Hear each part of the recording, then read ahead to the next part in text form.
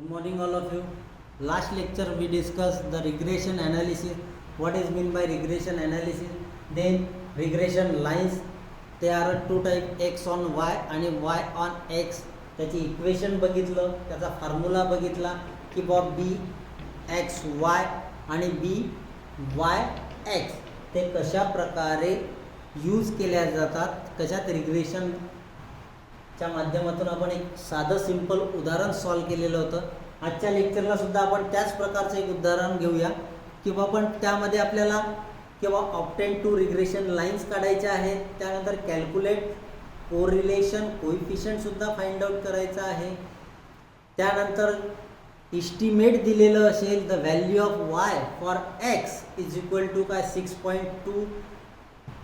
म्हणजे ह्या तीन गोष्टी कशा प्रकारे फाइंड आउट करायच्या आहेत हे आजच्या लेक्चरला आपण या एक्झाम्पलच्या माध्यमातून बघूया. पण मागच्या लेक्चरला आपण जे फॉर्म्युले यूज केलेले आहेत तर या वेळेस आपण फॉर्म्युला डेव्हिएशनच्या माध्यमातून बघूया. आता डेव्हिएशनच्या माध्यमातून म्हणजे आपण मागच्या युनिटमध्ये बघितलेलं आहे किंवा डेव्हिएशनच्या माध्यमातून जर आपल्याला आता मागच्या वेळेस लेक्चरला आपण फॉर्म्युला बघितला होता B X Y is equal to N summation of X Y minus summation X summation Y divided by N summation Y काय समेशन वाय स्क्वेअर मायनस ब्रॅकेटमध्ये summation Y bracket whole square. म्हणजे अशा प्रकारचा regression लाईन्समध्ये आपण formula बघितला होता B X Y. याला डेव्हिएशनच्या माध्यमातून आपल्याला करायचं आहे. डेव्हिएशनच्या माध्यमातून जर म्हटलं तर आपण मागच्या चॅप्टरला बघितलेलं आहे की डेव्हिएशनच्या माध्यमातून जसं आपण आधी एक्स स्क्वेअर फाइंड आउट केला, वाय स्क्वेअर फाइंड आउट केला, then X Y find out केलेला आहे. पण मीनचे प्रॉब्लेम सॉल्व करत असताना आपण काही व्हॅल्यू ॲझ्युम केलेल्या होतात किंवा जी मिडल मोस्ट व्हॅल्यू आहेत तिला आपण ॲझ्युम केलेलं आहे ए म्हणून. मग त्यानंतर आपण फॉर्म्युला यूज केला होता एक्स मायनस ए किंवा वाय मायनस ए म्हणजे कशासाठी डी एक्स आणि डी वायसाठी. त्यानंतर आपण फाइंड आउट केला D X square D Y square and then last D X into D Y. बघा सांगण्याचा उद्देश एकच, तुम्ही कोणत्याही फॉर्म्युल्याने एक्झाम्पल सॉल्व केलं तर ॲन्सर तुमचं सारखंच येणार आहे. पण या दोन्ही पद्धती मी तुम्हाला सांगत आहे किंवा हा फॉर्म्युला आपण रिग्रेशन लाईनमध्ये मागच्या लेक्चरला बघितलेला आहे. या लेक्चरला आपण डेव्हिएशनच्या माध्यमातून प्रॉब्लेम सॉल्व करणार आहोत. फॉर्म्युला हा यूज करा किंवा जो आता आपण या एक्झाम्पलमध्ये बघणार आहे डेव्हिएशनचा तो सुद्धा यूज केला तरी चालणार आहे. आता हा डेव्हिएशनचा आपण कशासाठी म्हणत असतो, लास्ट लेक्चरला आपण कशासाठी यूज केला किंवा कॅल्क्युलेशन इझी होण्यासाठी. कॅल्क्युलेशन इझी होण्यासाठी काय फक्त आपल्या स्टेप वाढतील, बाकी काहीच होणार नाही. तिथं आपण एक्स स्क्वेअर वाय स्क्वेअर आणि एक्स वाय फाइंड आउट केला, इथं डी एक्स डी वाय त्यानंतर डी एक्सचा स्क्वेअर डी वायचा स्क्वेअर आणि लास्टला D X into D Y आपल्याला फाइंड आउट करायचा आहे. आधी आपण एक्झाम्पल बघूया की आपल्याला काय फाइंड आउट करायचं आहे किंवा find the following data. Find the following data. मग obtain two regression find out करायचं आपल्याला. ऑब्टेन टू रिग्रेशन लाईन्स म्हणजे ज्या आपण फाइंड आउट केल्या त्या. त्यानंतर correlation calculate correlation coefficient. Calculate correlation coefficient आणि लास्टला एस्टिमेट द व्हॅल्यू ऑफ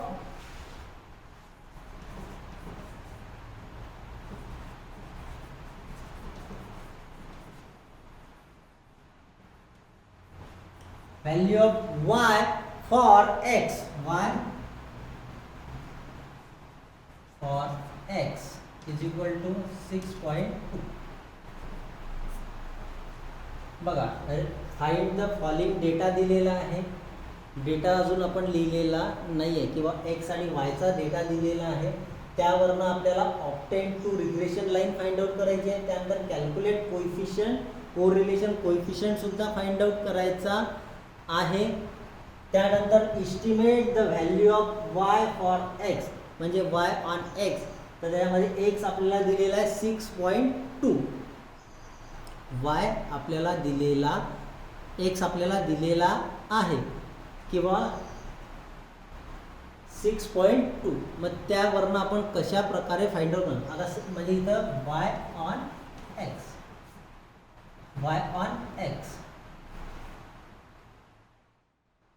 किंवा काय गिवन दिलेलं आहे आणि काय फाइंड आउट करायचं आहे, म्हणजे हे झालं तुमचं डिपेंडंट आणि y झाला इंडिपेंडंट.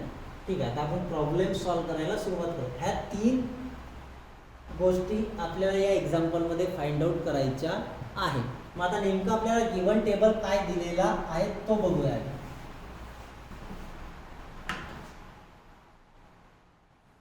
x आणि y. मग x चे ऑब्झर्वेशन दिलेले आहे आपल्याला. बघा एक्झाम्पल साधं सिंपल घेते आपण. 1 2 3 4 5 6 7 8 आणि 9. त्यानंतर y च्या दिलेले आहे 9 8 10 12 11 13 14 16 15. या प्रकारचं ऑब्झर्वेशन आपल्याला दिलेलं आहे. त्यावरनं ज्या मी 3 गोष्टी दिलेल्या आहेत त्या आपल्याला find out. Obtain 2 regression lines, calculate coefficient of correlation, त्यानंतर estimate the value of y for x is equal to 6.2. पण कोणासाठी? y ऑन x साठी. पण या एक्झाम्पलमध्ये आपण डेव्हिएशनच्या नुसार एक्झाम्पल सॉल्व करणार आहोत. म्हणजे इथं आपल्याला फाइंड आउट करावं लागेल dx dy, त्यानंतर dx square dy square, then last one dx into dy. मग आता ॲज्युम माहिती आहे आपल्याला x मायनस ए आणि y मायनस ए. ॲज्युम कोणती व्हॅल्यू करतो आपण? मोस्ट मिडल जी असेल ती. मग आता x साठी ॲज्युम ही केली. ठीक आहे, आता बघा आता y मध्ये 11 केली तरी चालते, पण इथं आपण 5 का केली? बघा x चा ऑब्झर्वेशन काय? 1 2 3 4 5 6 7 8 9. हे काय आहे? व्यवस्थितरित्या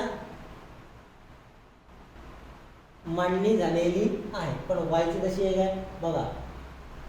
जर आता 9 8 10 12 11 13 14 16 15 अरेंजमेंट व्यवस्थित आहे का? नाही. म्हणजे काय पाहिजे होतं इथं 8 9 10 11 12 13 14 15 16. मग आता यामधली कोणी 11 केली तरी चालते. आता 11 जर केली तर कॅल्क्युलेशन काय होईल तुमचं? थोडं फास्ट होईल. आता जर तसं जर म्हटलं तर 8 9 10 11 12. आता इथं ॲज्युम आपण 12 करूया. ॲज्युम काय केली मी? 12. कोणी आता 11 सुद्धा केली तरी ॲन्सरमध्ये कोणताच फरक होणार नाही. ते ॲन्सर सोडवण्याची पद्धत ती करेक्टच समजल्या जाणार आहे. पण इथं सिक्वेन्स नसल्यामुळे मी काय केलं? 12 घेतलेलं आहे.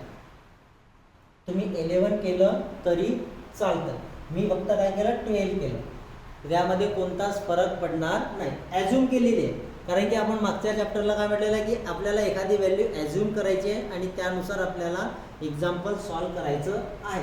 पण इथं सिक्वेन्स नसल्यामुळे मी काय केली? 12 केली. तुम्ही 11 केली तरीही ॲन्सरवरती कोणताही फरक पडणार नाही. मग आता इथं x मायनस 5 करा, y मायनस 12 करा. मग आता dx x काय तुमचं 1 मायनस 5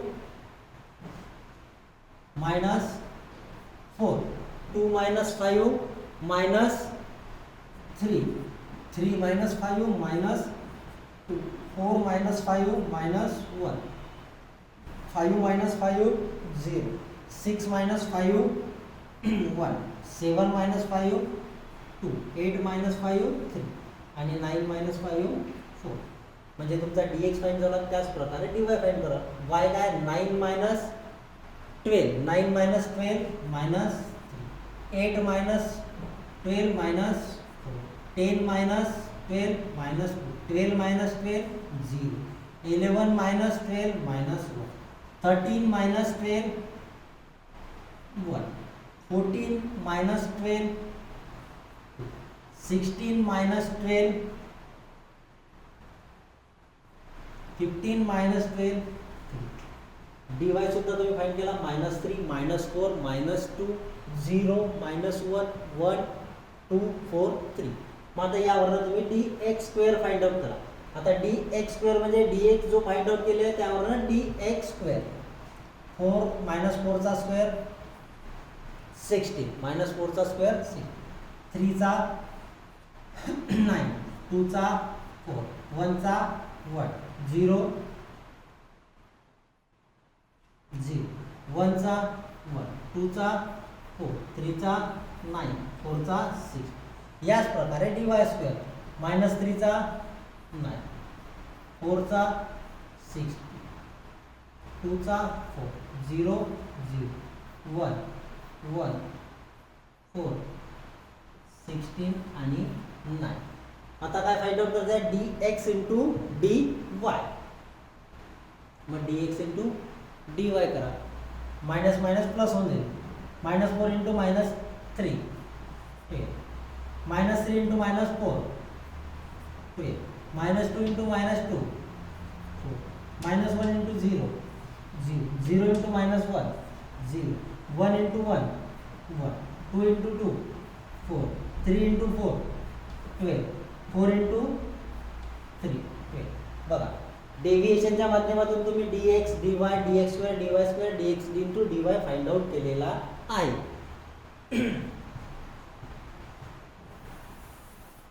मग आता bxy मग आता डेव्हिएशन नुसार जर आपल्याला फॉर्म्युला बघायचा आहे मग काय number of observation summation of dx dy minus summation of dx into summation of dy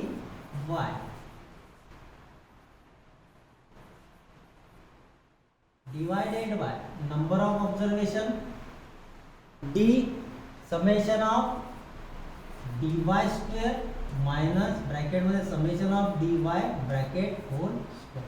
बघा vxy फॉर्म्युला आहे म्हणून काय y चा स्क्वेअर घेतला होता आपण summation of y square summation of y bracket whole square. इथं डेव्हिएशन यूज केलेला आहे म्हणून काय केलं summation of dx into dy minus summation of dx into summation of dy divided by number of observation summation of dy whole square minus bracket मध्ये summation of dy ब्रॅकेटचा whole square.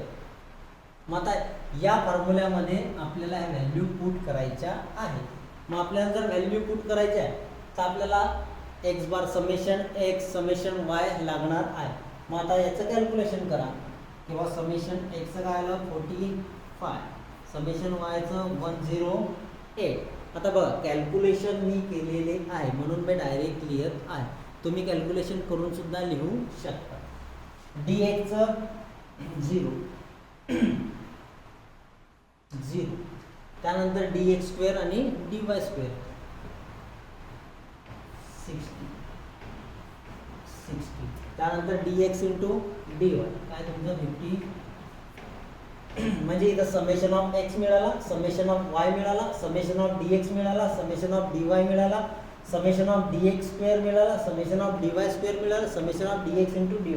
आता बघा इथं को इन्सिडेंट झालेला आहे किंवा dx आणि dy summation of dx summation of dy same आला समेशन ऑफ dx स्क्वेअर आणि dy स्क्वेअर सेम आले. हा काय को इन्सिडेंट आहे किंवा हा असा येईलच असं नाही किंवा दोन व्हॅल्यू सारख्या येतील. आता इथं एक को इन्सिडेंटमुळे ह्या व्हॅल्यू सेम आलेल्या आहेत. मग नंबर ऑफ ऑब्झर्वेशन किती आहे आपले 1 2 3 4 5 6 7 8 9. आपण व्हॅल्यू याच्यामध्ये पुट करूया. Summation of dx into dy काय तुमचं summation of dx into dy 57 minus summation dx काय 0 into summation dy 0 0 0 into 0. Number of observation 9 summation of D Y square, summation of D Y square, D Y square किती आलेला आहे तुमचा 60 minus summation of D Y काय आलेला आहे 0, 0चा bracket whole square. Value मिळाल्या, answer आपल्याला फाइंड आउट करायचं आहे. आता इथं 0 आहे, 0चा काही फरक पडेल काय नाही. मग 9 इंटू 57 डिवायडेड बाय 9 इंटू 60. इथं 0 असल्यामुळे 0चा होल स्क्वेअर करायचा, 0 इंटू 0 करा, आन्सर येणार म्हणजे काय येणार आहे आन्सर 0 येणार. आता 9 into 57 divided by 9 into 60, 9 9 cut केला, 57 इंटू 57 डिवायडेड बाय 60, आन्सर काय तुमचं 0.95. बघा बी एक्स वाय काय मिळालं तुम्हाला 0.95. याच प्रकारे आपल्याला बी वाय एक्स फाइंड आउट करायचा आहे. आता फॉर्म्युल्यामध्ये काय चेंजेस होतील काय नाही, वरच्या व्हॅल्यू त्याच राहते, फक्त डिवायडेशन मध्ये number of observation summation of D X वायच्या ठिकाणी D X square minus summation of D X bracket square.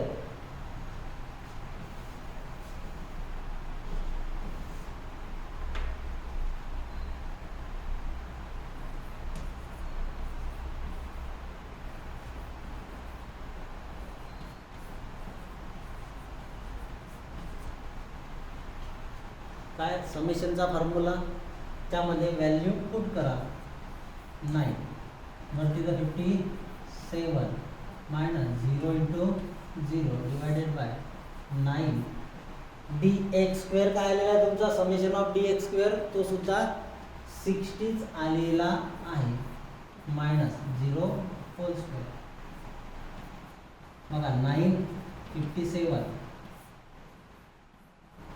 आता बघा इथं सुद्धा कोइन्सिडंट झालेला आहे. बी एक्स वाय आणि बी वाय एक्स दोघींचे आन्सर 0.95 0.95 आलेला. आता बघा इथं हा कोइन्सिडंट आहे किंवा दुसऱ्या एक्झाम्पल मध्ये सुद्धा अशाच प्रकारे बी एक्स आणि बी वाय किंवा D summation of D X square किंवा summation of D Y square किंवा समेशन डी एक्स किंवा समेशन डी वाय ह्या सेम व्हॅल्यू येतील असं नाही. इथं हा एक प्रकारचा कोइन्सिडंट झालेला आहे, त्यामुळे ह्या दोन्हीही व्हॅल्यू सेम आलेल्या आहेत. मग आता बघा आता आपण या एक्झाम्पलमध्ये किंवा ह्या बी एक्स वाय आणि बी वाय स्क्वेअर म्हणजे रिग्रेशन लाईन्स आपण बघितलेल्या आहे, म्हणजे त्याचा फॉर्म्युला बघितला आहे. आता आपण आपल्याला जाऊया की आपल्याला काय विचारलेलं आहे. मग पहिलं काय विचारलेलं होतं आपल्याला ऑप्टेन टू रिग्रेशन लाईन. मग एक्स ऑन वाय आहे आणि वाय ऑन एक्स आहे. मग त्या कशा प्रकारे फाइंड आउट करायच्या आहे. ठीक आहे, आता हा टेबल हे सर्व मी रब करतो कारण की आता ह्या गोष्टी आता आपल्याला माहिती आहे की कोणती व्हॅल्यू कुठं यूज करायची. मग आता आपल्याला काय विचारलेलं आहे ते आपण फाइंड आउट करूया.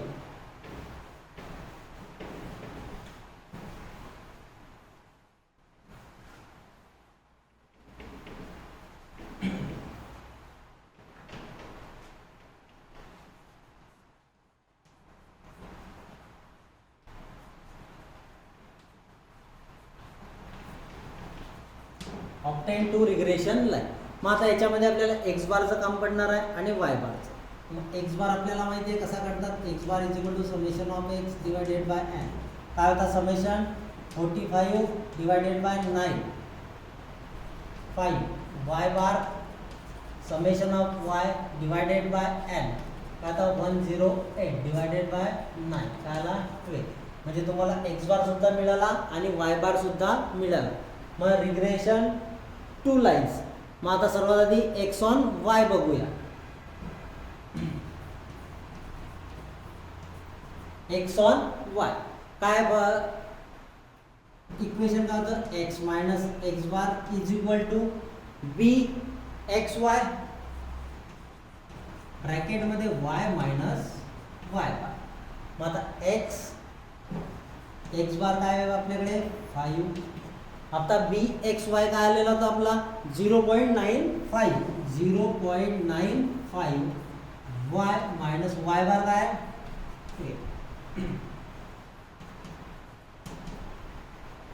काय करायचं आहे multiply both side. 0.95 into y minus 0.95 into 12.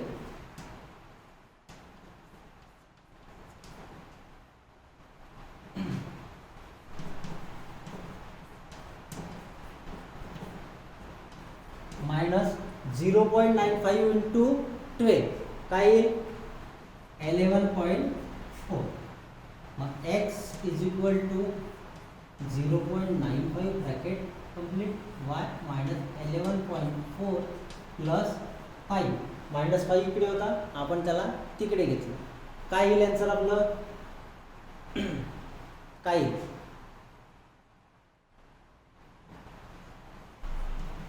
x is equal to 0.95 y काय 6.4 बघा x on y find out केला आपण x is equal to 0.95 y minus 6.4. Second line काय म्हणते आपली y on x y on x म्हणजे y minus y bar is equal to b yx bracket मध्ये x minus x bar. मग y minus 12 is equal to 0.95 x minus किती आलेला आपला x bar 5 both multiplied y minus 12 is equal to 0.95 x minus 0.95 into 5 ठीक है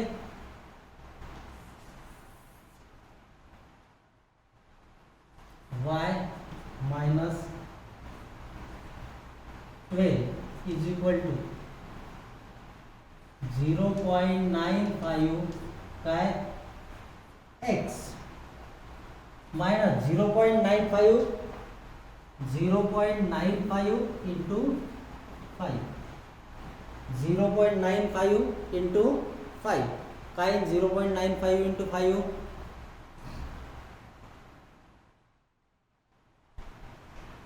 4 minus 7 5 4 minus 7 5 आता 4 minus 7 5 जर केला आपण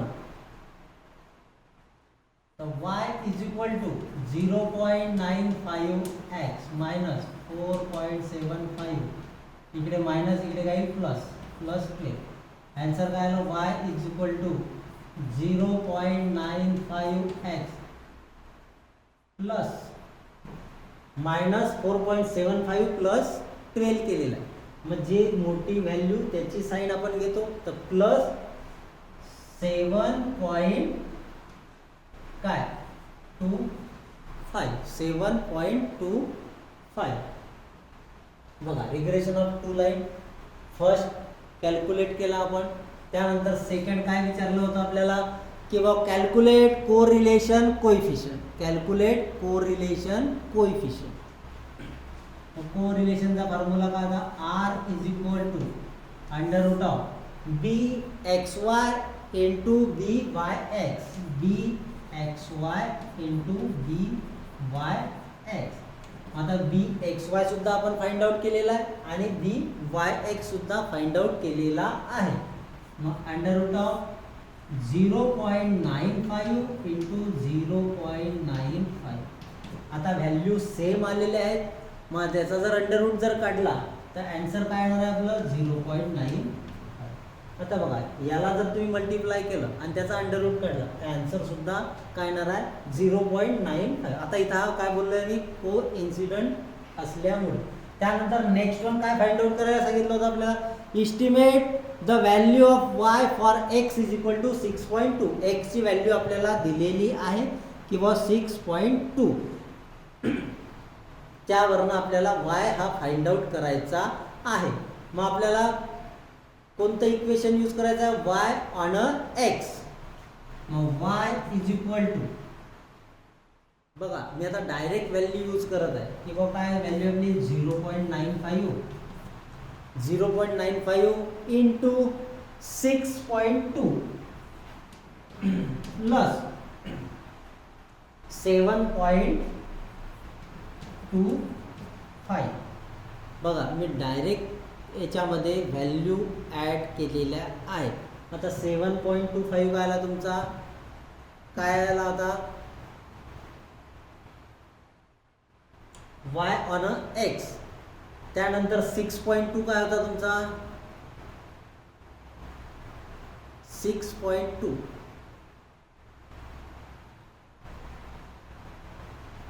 आता इथं फॉर्म्युला काय होता आपला y ऑन x. आपण y ऑन x जे बघितलं त्याचा फॉर्म्युला काय बघितलेला आहे आपण, y on x. y on x चा फॉर्म्युला काय बघितलेला आहे आपण, y minus y bar is equal to y minus y bar is equal to by(x) x minus x bar. बरोबर. मग आता आपल्याला x ची व्हॅल्यू दिलेली आहे ती आपण इथं पुट केली. x बार इथं मी व्हॅल्यू यामध्ये डायरेक्ट यूज केल्या किंवा 0.95 इंटू 6.2 प्लस 7.25. ठीक आहे. मग आता जर आपल्याला काय म्हटलेलं आहे, थर्ड वन काय विचारलेलं आहे आपल्याला, estimate the value of y for x. मग 0.95 x काय दिलेला, x बार त्याला. मग आता पुट द व्हॅल्यू, त्यामध्ये डायरेक्ट व्हॅल्यू ॲड केल्या. मग 0.95 इंटू 6.2 ॲन्सर काय येईल आपलं 5.89 plus 7.25 is equal to y काय मिळालं तुम्हाला 13.14. बघा इथं y डायरेक्टली यूज केलेला आहे. तुम्ही इक्वेशन मध्ये व्हॅल्यू टाकून सुद्धा काढू शकतात आणि आन्सर तुमचं 13.40 मिळणार आहे. बघा मग आता हे सेकंड एक्झाम्पल आपण बघितलं की फाइंड द फॉलोइंग डेटा.